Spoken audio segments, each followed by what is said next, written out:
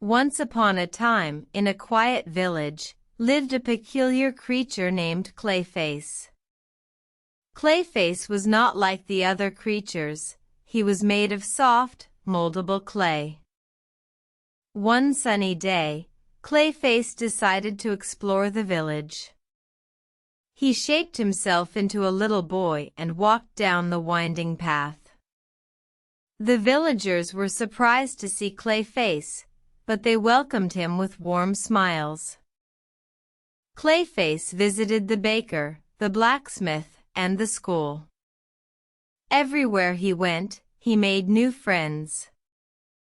The baker taught him how to knead dough, the blacksmith showed him how to make tools, and the teacher taught him how to read and write.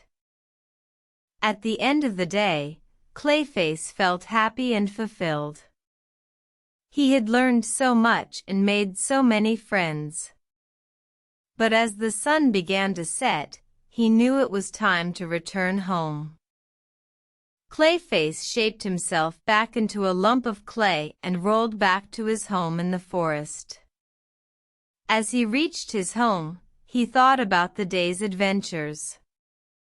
He realized he was not just a peculiar creature anymore. He was a part of the village now.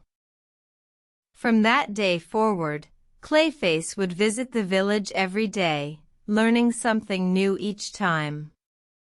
He made the village his home, and the villagers were grateful to have such a friendly, curious, and helpful creature in their midst.